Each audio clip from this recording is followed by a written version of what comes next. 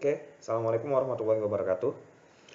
Mata kuliah hari ini untuk Pancasila atau maksud Bapak kewarganegaraan adalah implementasi Pancasila dalam bidang ekonomi. Eh, Materi ini tidak Bapak buat sendiri ya, tapi Bapak ambil dari Nusa Putra University untuk sistem informasi mata kuliah Pancasila ya. Oke, next. Nah, yang harus kita ketahui adalah peran Pancasila dalam bidang ekonomi. Seperti yang kita ketahui bahwa ideologi negara kita adalah Pancasila. Tentunya semua keputusan, semua kebijakan yang diambil di negara Indonesia itu berdasarkan dari Pancasila. Ya, pada sila pertama, ketuhanan yang Maha Esa. Di sana kalau misalkan kita interpretasikan ke dalam ekonomi kewarganegaraan, maka bermakna bahwa menunjukkan bahwa pola perekonomian itu digerakkan oleh rangsangan-rangsangan ekonomi, sosial, moral yang sangat tinggi ya, karena adanya pengawasan tunggal yaitu Tuhan yang Maha Esa, atau dalam kata lain maka seluruh pekerjaan ekonomi, seluruh kegiatan ekonomi itu harus dikerjakan sejujur-jujurnya ya, walaupun tanpa ada pengawasan dari pemerintah, karena mengacu pada sila pertama yaitu kita selalu diawasi oleh Tuhan yang Maha Esa ya. Kemudian sila kedua, kemanusiaan yang adil dan beradab ya. Artinya kita menghormati martabat kemanusiaan serta hak dan kewajiban asasi manusia dalam kehidupan ekonomi dengan dasar-dasar moral dan kemanusiaan. Artinya kalau misalkan seluruh masyarakat sadar ya dari sila kedua ini, yaitu poinnya kemanusiaan yang adil dan beradab, maka harapannya adalah tipu-tipu dalam bidang ekonomi ya, ke manuver-manuver yang curang dalam bidang ekonomi itu tidak terjadi, mengacu pada sila kedua, di mana di sana disebutkan bahwa adil merupakan poin yang disebutkan dalam sila kedua tersebut.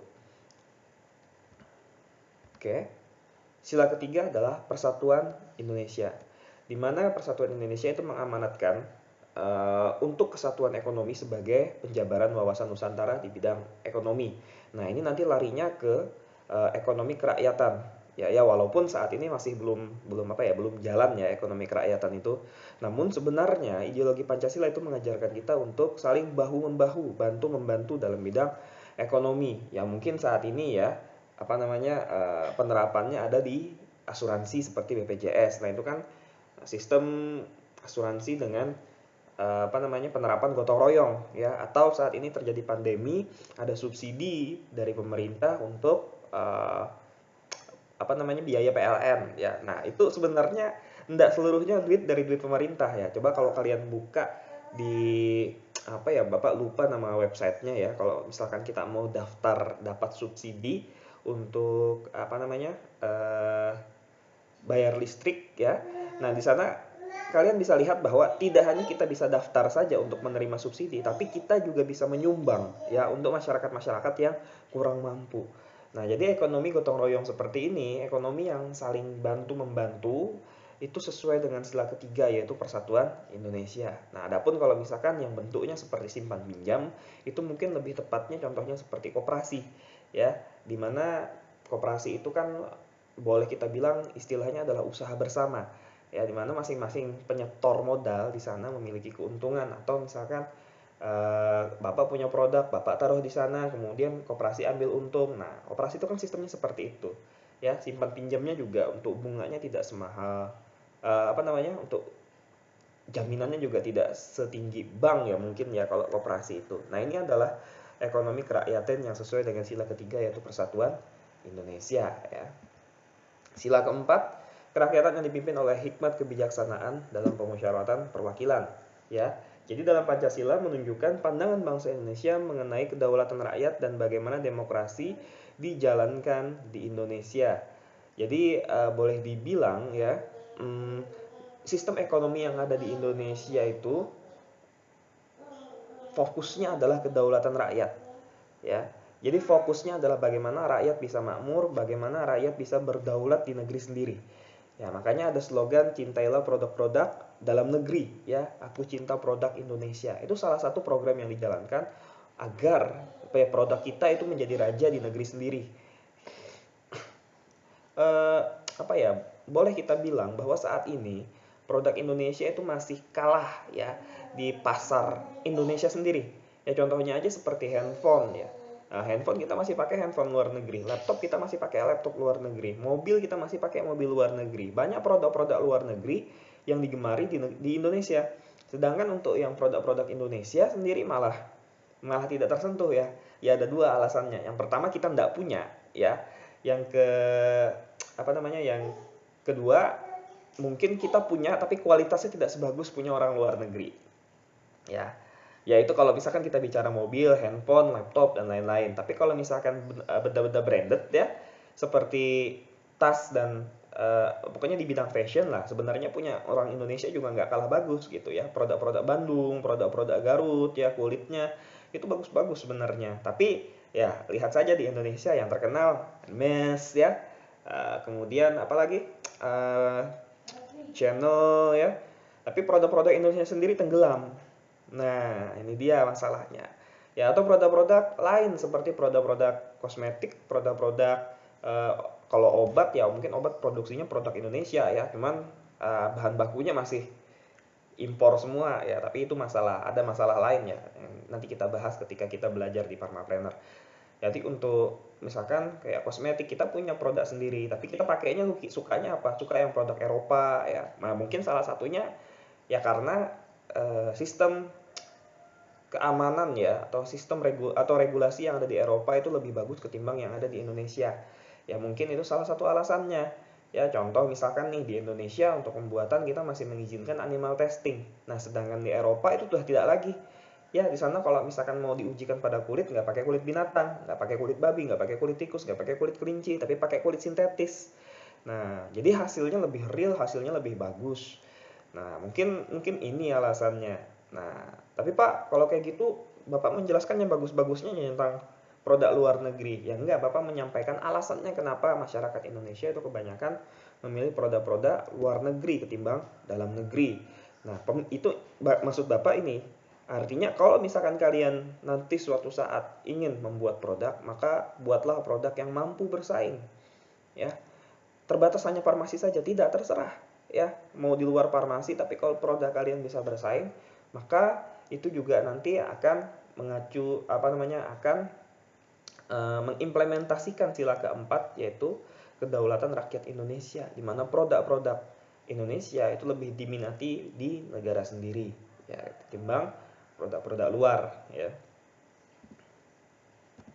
Oke, keadilan bagi seluruh rakyat Indonesia yang menunjukkan betapa seluruh upaya pembangunan kita untuk pertumbuhan ekonomi ya dikaitkan dengan pemerataan pembangunan dan hasilnya menuju pada terciptanya kemakmuran yang berkeadilan.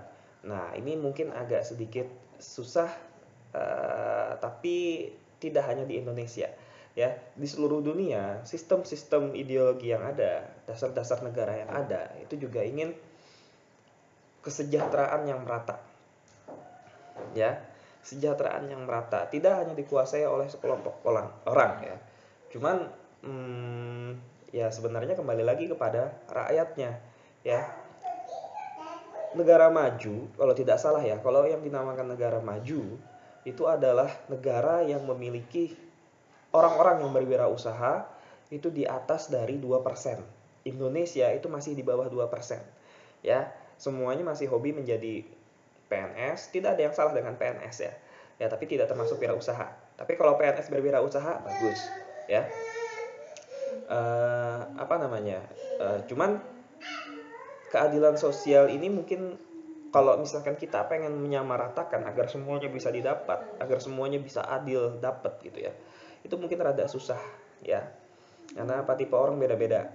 Ya, padahal sebenarnya pada sila kelima ya, di sila keadilan sosial bagi seluruh rakyat Indonesia, kita berharap bahwa seluruh masyarakat, seluruh lapisan masyarakat ya. Bahkan kalau misalkan semuanya merata maka tidak ada lapisan ya. Itu mendapatkan fasilitas, mendapatkan infrastruktur yang sama ya, mendapatkan kesejahteraan yang sama.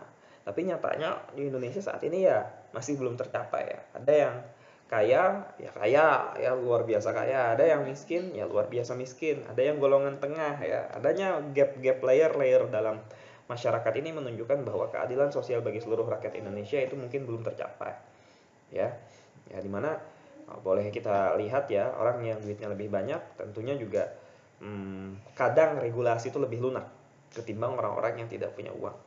Ya, nah ini juga jadi masalah pada penerapan Pancasila dalam bidang ekonomi, terutama pada sila kelima. Ya. Oke, lanjut. Nah, sila 1 dan 2 ya, sistem ekonomi harus berdasarkan pada moralitas ketuhanan ya, sebagaimana yang tertulis pada sila 1, dan kemanusiaan sebagaimana yang tertulis pada sila kedua ya. Sedangkan ini bisa diartikan juga sistem ekonomi yang mendasarkan pada moralitas dan humanistis akan menghasilkan sistem ekonomi yang berkeprimanusiaan ya. Sistem ekonomi yang menghargai hakikat manusia baik selaku makhluk individu, sosial, makhluk pribadi maupun makhluk Tuhan ya. Karena kalau kita berpegangan pada Tuhan, kita berpegangan pada kemanusiaan ya, maka untuk tipu-tipu, maka untuk ya itu tadi yang seperti Bapak bilang, manuver-manuver licik itu tidak akan terjadi kalau sadar ya. Nah, makanya kalau misalkan di Indonesia itu ada kecurangan, kemudian ada trik-trik yang menipu customer, maka dia akan diproses secara hukum karena berdasarkan sila 1 dan 2 ini tidak sesuai ya dan melanggar. Kemudian sistem ekonomi harus bertujuan pada kesejahteraan secara keseluruhan. Jadi harus fair ya, harus adil ya. Artinya antara pembeli dengan penjual harus sama-sama suka, sama-sama senang. Ya, antara yang transaksi dengan yang menerima transaksi itu harus sama-sama suka ya, harus sama-sama sejahtera, harus sama-sama adil ya. Nah, ini contoh nih ketidaksejahteraan atau ketimpangan itu pada saat kemarin terjadi pandemi ya. Jadi harga masker itu dinaikkan oleh pihak-pihak yang menimbun. Nah, ini tidak bertujuan pada kesejahteraan secara keseluruhan ya. Nah, pengembangan ekonomi lebih mengacu pada sila keempat, sementara pengembangan ekonomi itu mengacu pada pembangunan ekonomi kerakyatan atau pembangunan demokrasi ekonomi, di mana pembangunan ekonomi itu harus menghindarkan diri dari bentuk persaingan bebas monopoli dan bentuk lainnya yang hanya akan menimbulkan penindasan, ketidakadilan, penderitaan, dan kesengsaraan warga negara. Nah, monopoli-monopoli seperti ini itu apa ya? Sebenarnya sih ya, rada susah juga, susah gampang menjelaskannya. Jadi gini, monopoli itu artinya contoh misalkan Bapak jualan beras ya. Jadi tidak ada pemain lain yang jualan beras itu selain Bapak.